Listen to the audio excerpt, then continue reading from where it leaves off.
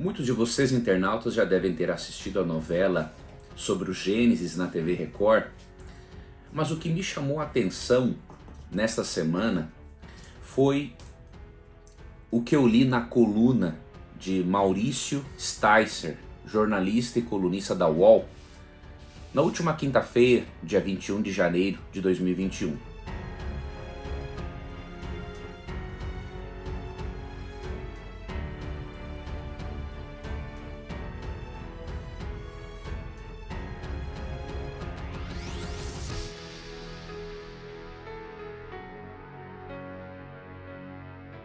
Ele comentou sobre a novela e no comentário que ele fez, ele demonstrou tanta falta de conhecimento a respeito do assunto, no que diz respeito à Bíblia.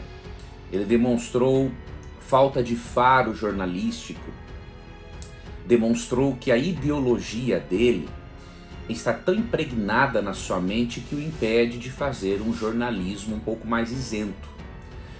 Eu vou ler este comentário que ele fez acerca da novela e obviamente vou apresentar as devidas respostas a este comentário.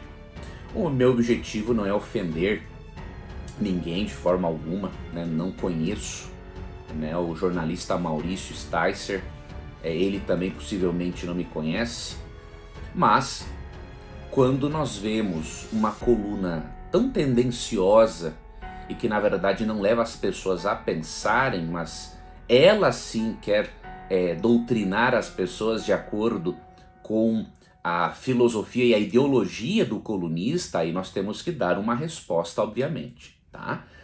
Então eu vou ler para você o título, né, da coluna, ou melhor, o título do que ele escreveu na coluna é Gênesis, entre aspas, deixa entretenimento em segundo plano para doutrinar. Então, na concepção dele, Gênesis a novela está doutrinando as pessoas e não entretendo.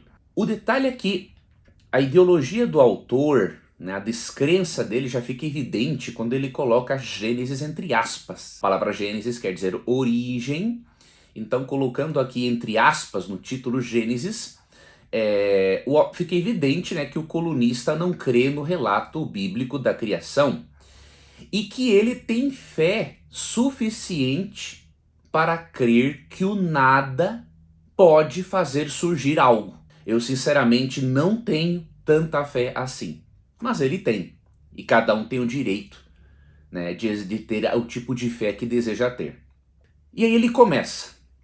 O objetivo inicial de qualquer novela é o entretenimento. Além disso, dependendo dos temas que aborda, ela também pode servir à reflexão sobre problemas que enfrentamos na realidade, ou no caso de uma trama de época, ao conhecimento de fatos do passado. Ok, realmente o objetivo inicial de qualquer novela é o entretenimento. Agora, você deveria pensar, meu caro colega, eu digo de formação porque eu não exerço a profissão de jornalista, né? Apesar de ter formação e especialização em jornalismo científico. Um entretenimento, ele não deve fazer as pessoas apenas rirem, né? Ele deve ser um entretenimento que informe, que ensine, que traga conhecimento útil, né? Este conhecimento útil, né? E este é o melhor entretenimento. Então, se a pessoa pode rir e também aprender, este é o melhor entretenimento. Então eu não vejo como preciso esse seu comentário, né? O objetivo inicial da novela, de qualquer novela, é o entretenimento. Mas que tipo de entretenimento? Né? Levar só as pessoas a rirem? Ou levar as pessoas a rirem, mas também a aprenderem alguma coisa boa, a terem um conhecimento útil para a vida delas? Né? Então, eu acho que o seu conceito de entretenimento não está correto. Vamos para o outro parágrafo, diz assim, ó, a visão de mundo, a posição política ou mesmo as crenças do autor determinam bastante o impacto que uma novela pode ter, as discussões que pode causar e o interesse que pode provocar. Realmente, né? A posição política e mesmo as crenças do autor determinam bastante o impacto que a novela pode ter. É por isso que as novelas da Globo, por exemplo, têm sua própria ideologia, não cristã, pois divulgam, né, espiritismo, sexualidade precoce, casamento gay, luta de classes. Então, esse seu comentário aqui eu achei totalmente irrelevante, né? Você está dando aqui uma introdução para falar, para apresentar a sua opinião contrária à novela, mas a mesma coisa que você diz que deveria existir na novela Gênesis, também existe nas novelas da Globo, né? Gênesis tem a sua ideologia, uma ideologia cristã, bíblica, né, com base na Bíblia. A Globo tem a sua ideologia, não cristã, né? E apresenta um monte de assuntos que não são do interesse cristão. Então, realmente irrelevante esse seu comentário aqui, meu caro. Seguindo, essas reflexões, né, que são apresentadas nas novelas, valem para a exibição de qualquer novela, em qualquer horário e para qualquer público. Até mesmo para novelas infantis, que podem apenas divertir, mas também são capazes de fazer pensar, né? Aqui você já falou em fazer pensar, né? Já contradisse um pouco o que você disse no início. Caso tenham esta ambição. Já que você falou que devemos pensar, então vamos pensar agora, meu caro. Como que uma novela baseada na Bíblia, no relato do Gênesis, não vai ser uma novela bíblica? Eu não sei como que pode ser diferente, né? Você, ao longo do seu artigo, né, aqui do seu comentário, eu vou mostrar aqui para o internauta, você reclama de ser uma novela com ideologia religiosa. Mas como que não vai ter ideologia religiosa se é baseada na Bíblia e no livro de Gênesis? Se é baseada na Bíblia e no livro de Gênesis, não pode ter uma ideologia ateística. Na verdade, a sua coluna é que não levou as pessoas a pensarem. Minha visão sobre as novelas bíblicas da Record é um pouco diferente. Aí agora você já vai perceber as críticas dele aqui de forma mais aberta, né? Nos casos de Os Dez Mandamentos, A Terra Prometida, duas sagas épicas, acredito que o objetivo primário fosse mesmo o entretenimento. O substrato religioso das tramas era evidente, mas creio que qualquer espectador podia assistir sem achar que estava sendo orientado a mudar a sua visão sobre Deus e religião. Já em Apocalipse, Jesus e agora em Gênesis, enxergo o entretenimento como algo acessório. Também não são novelas que buscam levantar discussões. Na verdade, elas escondem uma ambição de doutrinação moral e religiosa. Deixa eu fazer dois comentários aqui. Em primeiro lugar, as outras novelas da sua preferência também orientam as pessoas a mudar a visão delas sobre a família tradicional, sobre sexualidade e sobre religião. Você vê em muitas novelas da Globo o incentivo também ao pluralismo religioso. Não estou dizendo que não devemos respeitar todas as religiões, mas a Bíblia não ensina que todos os caminhos conduzem a Deus. Se você ler Mateus 7, 13 e 14, Jesus diz que há apenas dois caminhos, o caminho para a vida e o caminho para a morte eterna. E considerando que duas coisas contraditórias não podem ser verdadeiras ao mesmo tempo, o pluralismo religioso ele é falso. Isso não tem nada a ver com liberdade religiosa, é um outro assunto. Então veja, se as novelas da sua preferência orientam as pessoas a mudarem a visão delas sobre a família tradicional, sobre casamento, sobre sexualidade, sobre religião por meio do pluralismo, você está dizendo então que a Globo pode orientar as pessoas a mudarem a cosmovisão delas, a Record não? Por favor, né? Aí não dá. Você também disse que as novelas religiosas da Record não são novelas que buscam levantar discussões e que, na verdade, elas não escondem uma ambição de doutrinação moral e religiosa. Vamos analisar isso aqui. Se você parar para pensar, a Globo, a UOL, a Folha de São Paulo também não escondem a sua ambição de doutrinação imoral e religiosa. Você acusa a Record de doutrinação moral e religiosa, mas os veículos que eu citei têm uma doutrinação imoral e irreligiosa. Ou seja, aqui há um empate. O que está acontecendo é que você acusa um veículo, a Record, de fazer o que os seus veículos fazem. O que o veículo no qual você trabalha faz. Você faz a mesma coisa. Então por que você está falando da Record desse jeito? Outra coisa, as novelas com as quais o articulista está acostumado a assistir estão longe de levantar uma discussão. Você disse que a novela deve levantar discussões, né? Mas as novelas que você assiste estão longe de levantar discussão. Por exemplo, quando apresenta essas novelas um casamento gay, só há uma versão. Só é mostrada uma versão sobre o assunto. Se o grupo ideológico seu, né, se as pessoas que têm a mesma ideologia sua, ao fazerem, ao elaborarem, ao produzir uma novela da Globo, quisessem realmente levantar uma discussão, não apresentariam uma versão sobre o casamento gay. Apresentariam a versão secular e a versão tradicional cristã, com respeito, obviamente, com carinho e tudo mais. Então, se vocês quisessem realmente discutir o assunto, né, se um produtor de novela quisesse realmente discutir o assunto, no roteiro haveria a pessoa que pensa diferente sobre o casamento gay. E aí eu lhe pergunto, meu caro articulista, que tipo de discussão é essa, né, que só tem uma via? Isso não é discussão. Isso é doutrinação pura. E só não percebe quem não quer. Quando você apresenta uma ideologia e não apresenta um contraponto a ela, isso não é uma discussão. Não existe discussão de uma via.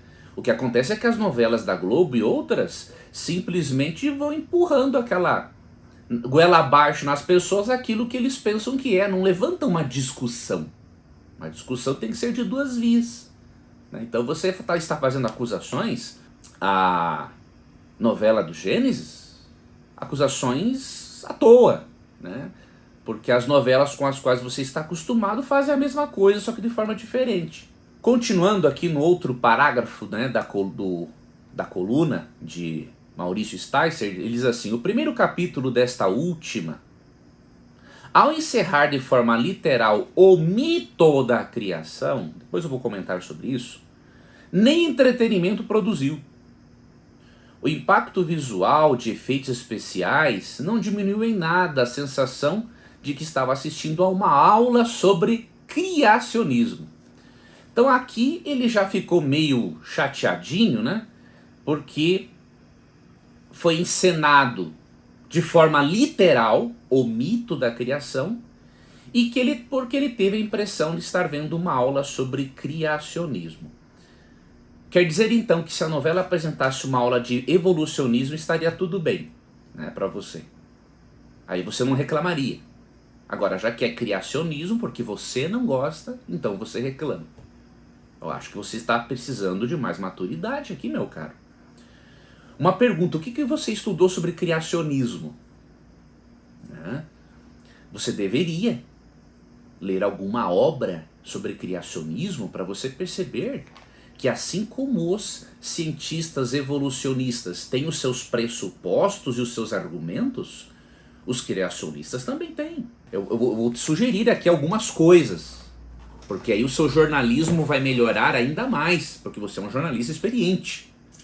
Por exemplo, tem esse livro aqui do Dr. Alexander von Stein, Criacionismo Bíblico. Né? Quem traduziu para o português este livro foi a Sociedade Criacionista Brasileira. Você deveria ler esse livro. Você vai ver aqui pressupostos científicos muito sérios em favor do criacionismo. Então você tem que estudar mais essa teoria para você simplesmente não dizer que é um mito da criação. Sobre o fato de você falar do mito da criação, eu quero levar você a pensar em algumas coisas, meu caro. Se você quiser, é óbvio, né? E ao meu internauta também eu quero que pense em algumas coisas. Primeiro, o nada pode fazer algo a existir? Eu sinceramente eu não consigo, eu até já me esforcei para isso, para ter fé que o nada pode fazer surgir alguma coisa, né? Certa vez eu lembro que eu li de um cientista, né, ele falou assim que a probabilidade de a vida surgir por acaso é comparado à probabilidade de um dicionário completo surgir como resultado da explosão de uma tipografia. Não há nada que prove que o nada pode criar alguma coisa. Então, se você usar a palavra mito da criação, ela não é correta. Existe nisso uma relação de causa e efeito. Todo efeito tem uma causa. Agora, lógico, alguns atribuem a Deus, outros atribuem ao acaso cego, né? E outros ficam em cima do muro, no caso os agnósticos. Outro detalhe, quando você fala em mito da criação, você considerou que os pais da ciência criam no relato de Gênesis? Os pais da ciência criam na literalidade do Gênesis, e era justamente a literalidade do Gênesis que os impulsionou a estudarem para entenderem as leis físicas, químicas, matemáticas utilizadas por Deus no processo de criação. Os pais da ciência não viam o Gênesis da forma como você vê. Outra coisa, você já parou para considerar a opinião do Jesus histórico, pelo menos, né? Já que você não crê no Jesus divino, mas pelo menos considerar a opinião do Jesus histórico sobre Gênesis? Eu creio que vale a pena, porque um ser com a inteligência superior que Cristo teve, um personagem que dividiu a história e que tem uma inteligência emocional fora dos padrões da humanidade, você deveria ao menos avaliar o que ele pensa sobre o relato do Gênesis.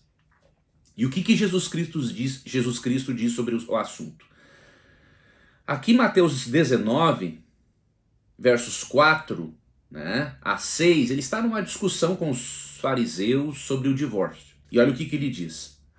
Vocês não leram que no princípio o Criador os fez homem e mulher e disse, por essa razão, o homem deixará pai e mãe e se unirá à sua mulher e os dois se tornarão uma só carne? Assim, eles já não são dois, mas uma só carne. Portanto, o que Deus uniu, ninguém separe. Aqui Jesus está levando a mente dos seus interlocutores a Gênesis 2, 22 a 24. Né? Quando Deus cria Adão e Eva e realiza o primeiro casamento no Éden.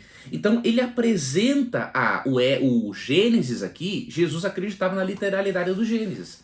Eu acho que Jesus, uma pessoa totalmente digna de confiança, deveria ser considerada antes de você falar que a criação é um mito.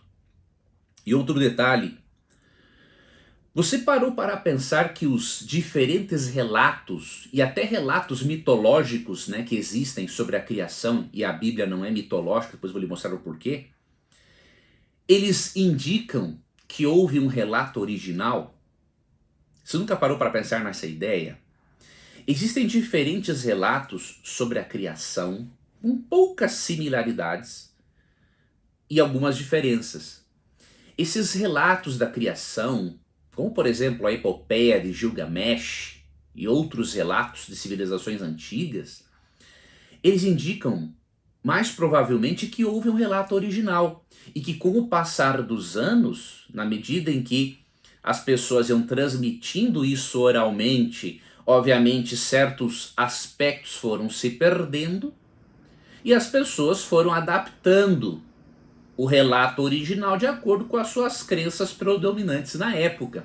Então a existência de vários relatos da criação com diferenças e similaridades demonstra que deve ter existido um relato original para que a humanidade criasse vários relatos a respeito.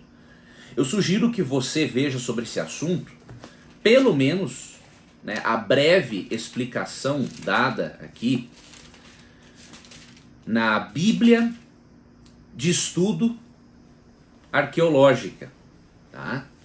Uma Bíblia interessante que, ao comentar sobre a criação, ela fala aqui, ó, as antigas narrativas da criação. Eu vou ler aqui só alguns parágrafos para você perceber que Gênesis não pode ser considerado um mito, porque ele tem diferenças significativas com os demais mitos, com os demais relatos sobre a criação que realmente são mitológicos, tá? Por exemplo, os mitos da criação em geral, isso aqui está na página 5, né, quando comenta Gênesis 1. Os mitos da criação em geral falavam da elevação de um deus, de algum altar, à supremacia sobre todos os outros deuses, de modo a validar o prestígio daquela deidade, daquele altar ou da cidade na qual o altar estava localizado. Isso você não vê no livro de Gênesis na Bíblia. Outra coisa, os temas mais comuns nos mitos da criação incluem a geração espontânea dos deuses, na verdade está mais parecido com macroevolução isso, né? A reprodução sexual entre eles e a deificação da natureza, por exemplo, o Sol e a Lua. Gênesis é totalmente ao contrário. Gênesis faz até questão de dizer, ao contrário do que predominava na época, né, de que o Sol e a Lua eram deuses, que o Deus bíblico ele criou o Sol e a Lua. Então eles não são deuses dignos de adoração, eles são obras das mãos de um Criador verdadeiro e supremo.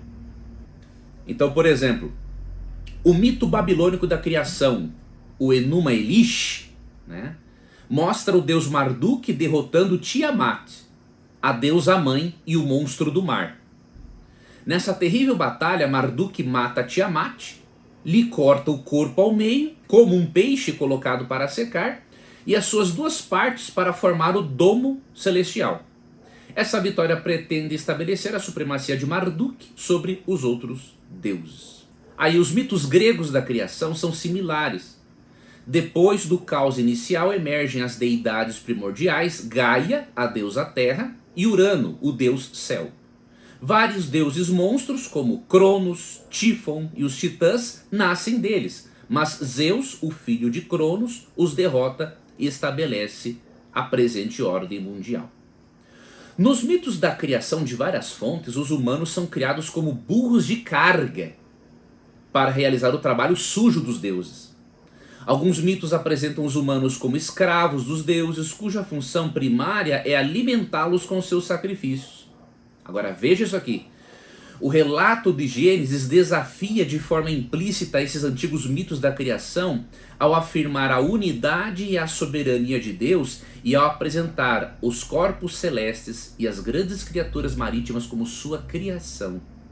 E os seres humanos como administradores, não como burros de carga, né? E ainda portadores da imagem de Deus, em vez da ideia posterior de algo nascido da necessidade ou da indolência divina. Então veja, enquanto que existe como tema, um dos temas centrais dos mitos da criação, a deificação da natureza, e o ser humano é apresentado como um burro de carga que trabalha em favor dos deuses, o relato do Gênesis é totalmente diferente. A natureza não é deificada, o Criador está acima da natureza e o ser humano é apresentado como sendo a imagem e semelhança de Deus. Você deveria, né, fazer uma avaliação disso e perceber que o relato da criação em Gênesis é bem diferente no seu enredo e, na verdade, na sua filosofia, né, dos mitos da criação. Então você erra feio em chamar a criação de um mito. Você pode não acreditar no que está aqui, mas comparar lá os mitos, né, das civilizações antigas, isso aí está totalmente incorreto. Outro parágrafo do artigo diz assim: driblando a teoria da evolução, a novela, né, da Record ensina que foi Lúcifer quem causou a extinção dos dinossauros. Em primeiro lugar, aqui você faz bem em dizer que a evolução é uma teoria. Aqui você está certo. Pois no fim das contas, né, a forma como uma teoria é formulada demonstra que a macroevolução é uma teoria e não uma verdade absoluta. Né? A ciência tem os seus limites, né? A ciência tem os seus processos. Né? A ciência segue processos para chegar a conclusões, mas a ciência tem um limite. Por exemplo, a ciência não pode provar nada. Só a matemática pode provar algo de forma exata. Agora, o que a ciência pode fazer é corroborar fatos ou refutá-los. Por quê? Porque para provar algo tem que ser reproduzível. E nem a criação e nem a evolução podem ser reproduzíveis em laboratório. O cientista criacionista e evolucionista, eles não podem voltar ao passado e reproduzirem a criação e nem a macroevolução. Então por que eu estou lhe dizendo isso? Para você entender, meu caro articulista, que se tirarmos a Bíblia de lado, né, tanto o criacionismo quanto o evolucionismo são questões de fé. Ambos são questões de fé, porque ninguém esteve presente no momento da criação ou da macroevolução, e o cientista ele não pode voltar ao passado para reproduzir aquilo que aconteceu. Então o certo era, já que a macroevolução é uma teoria, se você conhecesse sobre criacionismo, você não teria falado simplesmente aula de criacionismo aqui. Você teria colocado aqui a teoria do criacionismo está sendo ensinada. Porque assim como a evolução é uma teoria, o criacionismo também é uma teoria. Se você não for à Bíblia, e eu vou à Bíblia porque eu creio, e ela é a minha regra de fé e prática, mas se você não for à Bíblia e estudar sobre criacionismo, você vai ver que é uma teoria também. Tem os processos indutivos, dedutivos, né? Tem as análises do problema, das hipóteses, assim como acontece com o macroevolucionista. Aqui você demonstra também um certo desconhecimento bíblico, quando você comenta a história bíblica em si. Já Deus determina que a mulher tem uma posição subalterna ao homem. Você, Eva, vai ter muitas dores do parto. Você agora vai precisar do homem e a sua carência por ele te dominará. Culpa dela ter aceitado a conversa da serpente e comido o fruto da árvore do conhecimento. Veja, querido Maurício, Gênesis 3 não ensina isso, tá? Você precisa ler o capítulo e você vai perceber que você confundiu determinismo com relatar consequências. É diferente, tá? Quando Deus fala, né, que Eva seria submissa a Adão, né, ele está aqui, não que esse fosse o plano de Deus, porque você vê em Gênesis 1, 26 e 27, que ambos foram criados à imagem e semelhança de Deus, e ambos receberam autoridade sobre o planeta para administrá-lo. O que Deus está falando aqui é das consequências do pecado nas relações humanas. Então o pecado afetou a relação entre Adão e Eva. Se você ver, Eva culpa a serpente por ela ter pecado. Adão culpa a mulher dele. Então o que acontece? O pecado mudou as relações interpessoais, inclusive a relação do ser humano com a natureza, né? Que os animais não eram ferozes e carnívoros e se tornaram ferozes e carnívoros. Então o objetivo de Deus não é determinar que as coisas sejam assim, mas ele está, na linguagem de Gênesis, ele está o quê? Predizendo, relatando as consequências do pecado e suas implicações nas relações interpessoais e relações humanas, obviamente. Quanto à serpente, eu sei que você e muitos outros têm a tendência a pensar que a Bíblia ensina que a serpente no início falava. Essa crença existe entre muitos porque não estudam a Bíblia com os critérios hermenêuticos corretos, tá? Se você ler Gênesis 3 isolado, você realmente vai ver, nossa, aqui a serpente estava falando com Eva. Mas se você estudar um pouquinho a doutrina do conflito cósmico entre o bem e o mal, que vai do Gênesis ao Apocalipse, você vai entender por que a serpente pôde falar em Gênesis 3. Você vai ver que não foi simplesmente o animal que falou. Então eu vou ler para você aqui, Apocalipse 12, 7 a 9. Houve então uma guerra nos céus. Estou lendo na Nova Versão Internacional. Miguel e seus anjos lutaram contra o dragão, e o dragão e os seus anjos revidaram. Mas esses não foram suficientemente fortes e assim perderam o seu lugar nos céus. Agora preste atenção no verso 9. O grande dragão foi lançado fora. Ele, quem é que é o grande dragão no contexto? Veja, é a antiga serpente, chamada Diabo ou Satanás, que engana o mundo todo. Ele e os seus anjos foram lançados à terra.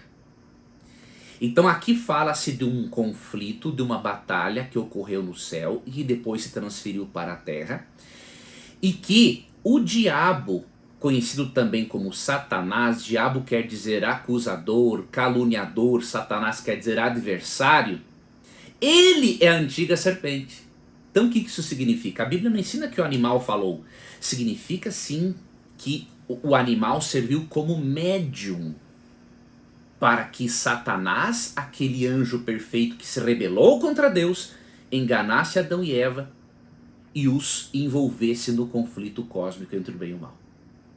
Tá? Então você precisa seguir alguns critérios de interpretação bíblica para entender a Bíblia. Você não pode ler a Bíblia de qualquer jeito e tirar as suas próprias conclusões. No segundo capítulo, a punição a Adão e Eva se estendeu à família. Aqui você também está cometendo um erro, eu vou explicar o porquê. Que enfrenta uma vida de privações. Sob o olhar atento de Lúcifer, que aprecia o drama. Todas as filhas de Adão abandonam o lar em protesto à rispidez e ao machismo do pai. Inflexível, Deus recusa uma oferta de Caim porque ele não ofereceu o melhor que tinha para dar. Adão admite a Caim e a Abel que a culpa pela expulsão do paraíso é dele também e não apenas de Eva. Quais foram os seus erros aqui neste comentário, Maurício? Primeiro, você disse aqui, a punição de Adão e Eva se estendeu à família. Você confundiu punição arbitrária com resultados e consequências. A Bíblia não ensina que o ser humano está sofrendo a punição de Adão e Eva. A Bíblia ensina que a humanidade enfrenta os resultados e as consequências das escolhas de Adão e Eva. E não é só isso. Por herdarmos a mesma natureza pecaminosa e pecarmos, nós partilhamos dos mesmos resultados. Que o principal deles é a morte, que é uma intrusa nos planos de Deus. Então você não pode dizer isso, porque não é o que a Bíblia diz. Por exemplo, aqui você precisaria entender um pouquinho de soteriologia, né, que é o estudo da doutrina da salvação. Romanos 5,12, né, Paulo, que foi o grande intérprete, né, da Bíblia, diz o seguinte: portanto, da mesma forma como o pecado entrou no mundo por um homem, né, Adão aqui é responsabilizado por ser o chefe da família, e pelo pecado a morte, assim também a morte veio a todos os homens. Agora vamos ver o porquê. Porque eles estão sendo punidos por causa do que fizeram Adão e Eva? Não, ó. A morte veio a todos os homens porque todos pecaram. Veja, é muito diferente.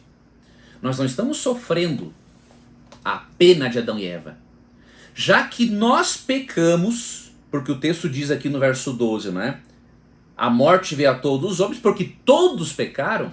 Já que nós herdamos de Adão, não a culpa, mas a natureza pecaminosa, e aí pecamos, aí nós sofremos as consequências, os resultados do pecado.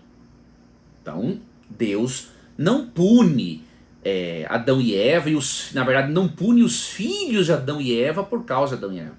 O que acontece é que eles recebem a natureza pecaminosa, pecam, também se afastam de Deus e sofrem os resultados do pecado.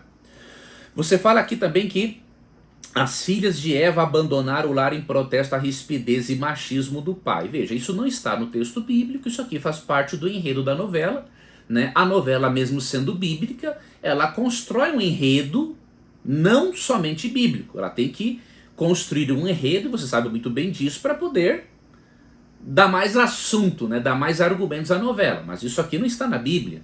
A Bíblia não fala de Adão sendo ríspido com Eva, sendo ríspido com as filhas. Pode ter sido no início com Eva, né? Por ela ter o estimulado ao erro, mas na verdade Adão não tinha desculpas para fazer isso, porque ele comeu o fruto consciente. Ele sabia que Eva morreria e ele preferiu morrer com ela do que ficar sem ela. Ele preferiu Eva do que Deus. Na verdade é isso que percebemos no relato, tá? Então não tem nada de machismo no relato bíblico. Agora na novela sim, né? Na cena percebe-se isso, mas não é, você não pode pensar que o relato bíblico apresente isso. Aí você diz também que Deus recusou uma oferta de Caim porque ele não ofereceu o melhor que tinha que dar. Aqui você demonstra mais uma vez não conhecer o texto bíblico. Deus não rejeitou a oferta de Caim simplesmente porque ele não quis dar o seu melhor. Aqui há uma questão soteriológica, uma questão de salvação. O que você precisa entender aqui? Por que a oferta de Caim não foi aceita e a de Abel foi aceita? Se você ler Gênesis 4, Caim levou os frutos da terra e Abel levou cordeiros.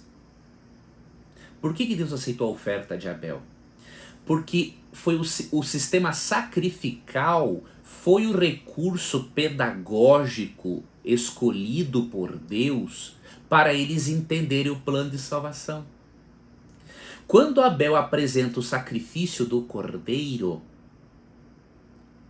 aqui ele está demonstrando crer que para ele viver, um substituto tinha que morrer no lugar dele. E se você estudar esse assunto, você vai ver em todo o Antigo Testamento o sacrifício de cordeiros. Aí você vai para João 1,29 e João Batista fala de Cristo o seguinte: eis o Cordeiro de Deus que tira o pecado do mundo. Ou seja, todos os cordeiros sacrificados eram vítimas que representavam a vítima, Cristo.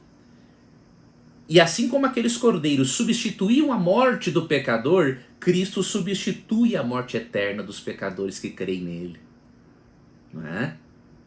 Então, com tudo isso que eu quero lhe dizer, que Abel não demonstrou crer no plano de salvação estabelecido por Deus. Por isso que Deus rejeitou a oferta dele. Os frutos da terra não poderiam substituir o pecado de Caim. Somente uma vida pode substituir outra vida. É por isso que Cristo morre na cruz. Abel entendeu e aceitou que para ele estar vivo, um substituto um dia deveria morrer. Que para ele um dia ter a vida eterna, um substituto deveria vir e morrer na cruz. E Abel não aceitou isso. Então não foi simplesmente, Deus rejeitou a oferta porque não foi o melhor. Não, foi a oferta errada mesmo. Ok? Então veja, o seu conhecimento bíblico, meu irmão, precisa melhorar e muito. E aqui chegamos então no último parágrafo, nos últimos parágrafos que Maurício Sticer diz o seguinte: foi um capítulo melhor que o primeiro, um pouco mais aberto, menos dogmático, mas menos duro, com um texto empostado e frases que beiram o cômico de tão pouco naturais. Aqui não é minha praia avaliar isso. Espero que a segunda fase sobre o dilúvio, que começa na próxima semana, ofereça algo mais do que lições religiosas. Meu irmão, vamos pensar no que você disse. O Brasil, com cerca de 211, 212 milhões de habitantes, é o segundo maior país cristão do mundo, com aproximadamente 175 milhões de cristãos, que esperam uma novela que ofereça lições religiosas. Afinal, a novela tem como base o livro de Gênesis. Esses milhares de cristãos, 175 milhões, eles esperam algo mais porque eles não encontram este algo mais em novelas da Globo, por exemplo. Você acha que a Record tem que dar atenção ao que você espera, ao invés de atender aos interesses religiosos de 175 milhões de pessoas? Respeitosamente, Maurício, você não é a última bolacha do pacote. E as coisas não podem ser apenas do seu jeito.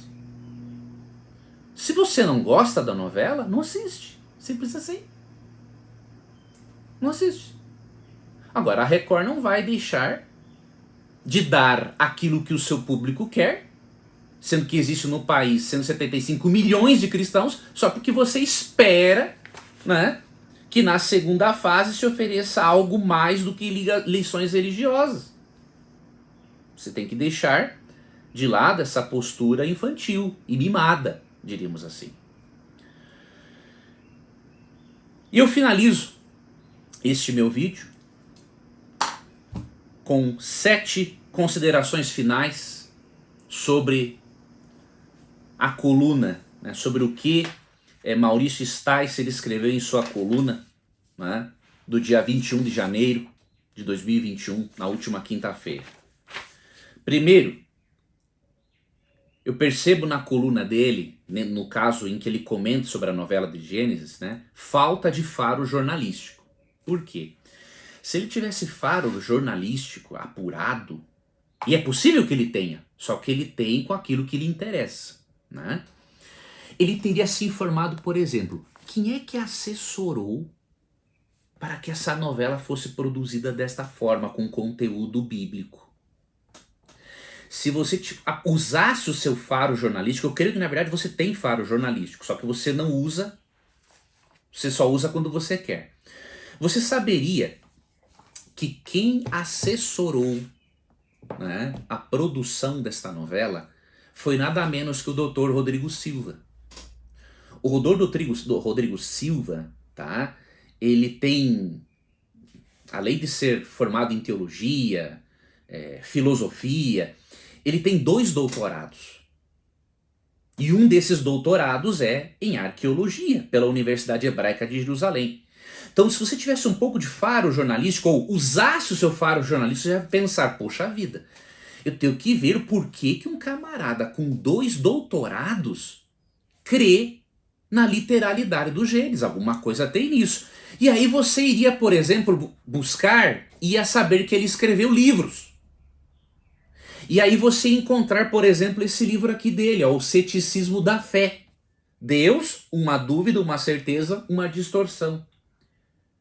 E aí você saberia que o teólogo e arqueólogo, que é adventista sétimo dia, né, faz parte da mesma denominação religiosa que eu, e que considera um amigo, né, com quem eu aprendo muito, você saberia que esse camarada é um grande estudioso, né, e que ele assessorou a novela nas questões teológicas e arqueológicas. Tá? Então faltou o uso do faro jornalístico. Você também saberia que o Dr. Rodrigo Silva, além de produzir esse livro, entre muitos outros, ele produziu este curso bíblico, ó, Evidências. Um curso bíblico espetacular. Qualquer pessoa que fizer esse curso bíblico com a mente aberta, ela vai ver que há muito mais evidências para crer em Deus do que para não crer em Deus. Então, você deveria usar do seu faro jornalístico para isso. Segundo ponto que eu percebo na sua coluna, um senso crítico totalmente limitado por seu viés ideológico, né? A Globo pode fazer certas coisas, agora a Record não pode fazer. Terceiro, você demonstra desconhecimento do processo de validação ou não das teorias científicas. Porque quando você fala que o evolucionismo é uma teoria e você está certo, mas não fala que o criacionismo é uma teoria, é um mito, você está errado. Porque os mesmos processos indutivos, dedutivos usados e as mesmas limitações que os cientistas macroevolucionistas têm, os cientistas criacionistas também têm. Então o criacionismo também deveria ser considerado uma teoria. Quarto ponto, você desconsidera totalmente o designer inteligente, que é uma outra teoria muito interessante. O designer inteligente ensina, entre muitas outras coisas, que existem organismos e complexos, organismos e elementos químicos que ocorrem no nosso organismo que são irredutivelmente complexos. Tá? Por exemplo, no seu livro A Caixa Preta de Darwin, um desafio da bioquímica à teoria da evolução, Michael Behe, ele mostra que a coagulação do sangue é um processo tão interligado por dezenas de proteínas que é impossível ter surgido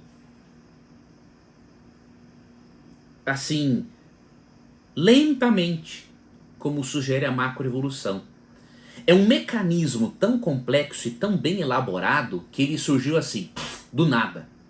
Do nada, entre aspas, surgiu de uma vez por todas. Tá? Então, dezenas de proteínas atuam para o sangue coagular. E elas têm que atuar no tempo e no lugar certo. Porque se elas não atuarem no tempo e lugar certo, né, o sangue não coagula, e aí qualquer ser vivo perde o sangue e morre. E se não atua no lugar certo, essas proteínas podem fazer com que o sangue do corpo inteiro coagule e o indivíduo morra. Por isso que se chama a coagulação do sangue de cascata. Ocorre uma verdadeira cascata, né, proteica, né, e bioquímica para acontecer a coagulação do sangue. Esse é um processo irredutivelmente complexo. Ele não pode ocorrer, ele não pode ser explicado pela macroevolução e nunca vai ser. Então a coagulação do sangue é um desses processos. O sistema é tão interligado e complexo que se uma proteína não atua, a coagulação não existe. Então como que você vai explicar isso macroevolutivamente, meu irmão? Você tem que ao menos parar para pensar nisso. Sexto, a sua coluna não leva o leitor à reflexão, porque chamou o criacionismo de mito e não deu evidências disso. Você não deu evidências do que o criacionismo é um mito. Você só falou que é um mito, mas e as evidências? Então você não levou, né, o seu leitor à reflexão. E eu percebo aqui um certo egoísmo infantil, né? Pois a novela tem que ser do jeito que você quer e não do jeito que a produção que baseou a novela na Bíblia e não do jeito que os 175 milhões de cristãos brasileiros esperam que a novela seja. Vou aqui encerrar só lendo para você duas citações de um cientista agnóstico, tá? Para você ver que a coisa não é tão simples como você pensa que é. Eu poderia aqui ler várias citações de cientistas cristãos, e inclusive dos pais da ciência, Galileu Galilei, Copérnico, Robert Boyle, podia ler várias citações deles a favor do criacionismo. Mas eu vou ler para você aqui duas citações de Robert Jastrow. Tá? Ele é um agnóstico e astrônomo, e além de trabalhar como diretor do observatório do Monte Wilson, Jastrow é fundador do Instituto Goddard para Estudos Espaciais da NASA. Então, ou seja, o cara tem uma credencial científica impecável, tá? E ele escreveu um livro intitulado Deus e os Astrônomos, que causou impacto. E eu vou pegar aqui algumas citações deste livro para finalizar, para você perceber, meu irmão, que as discussões levantadas pelo Gênesis, e são levantadas sim, não são questões mitológicas. Há coisas sérias envolvidas nisso aqui, tá? Tanto que esse cientista e esse astronauta agnóstico disse o seguinte: agora vemos como a evidência astronômica leva a uma visão bíblica da origem do mundo. Veja, o cara é agnóstico. Os detalhes divergem, mas os elementos essenciais presentes tanto nos relatos astronômicos quanto na narração do Gênesis são os mesmos. A cadeia de fatos que culminou com o homem começou repentinamente e num momento preciso no tempo, num flash de luz e energia. Os astrônomos percebem agora que se colocaram numa encruzilhada, porque provaram por seus próprios métodos que o mundo começou abruptamente. O universo ele começou abruptamente, para aqueles que creem no Big Bang, né? Num ato de criação ao qual se pode rastrear as sementes de toda estrela, todo planeta, toda coisa viva no cosmos e na Terra. Eles descobriram que tudo isso aconteceu como um produto de forças que não esperavam encontrar, os astrônomos, né? Isso que eu e qualquer pessoa chamaria de força sobrenatural é agora, penso eu, um fato cientificamente comprovado. Você percebe que você precisa sair da sua bolha ideológica e ler outras coisas, não apenas aquilo que está de acordo com a sua crença, meu irmão? E a última citação dele, que para mim é espetacular, está na página 116 do livro Deus e os Astrônomos. Isso aqui é uma afirmação humilde, né?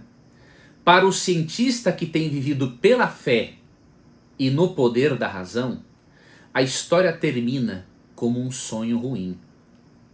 Ele escalou as montanhas da ignorância. Está prestes a conquistar o pico mais elevado.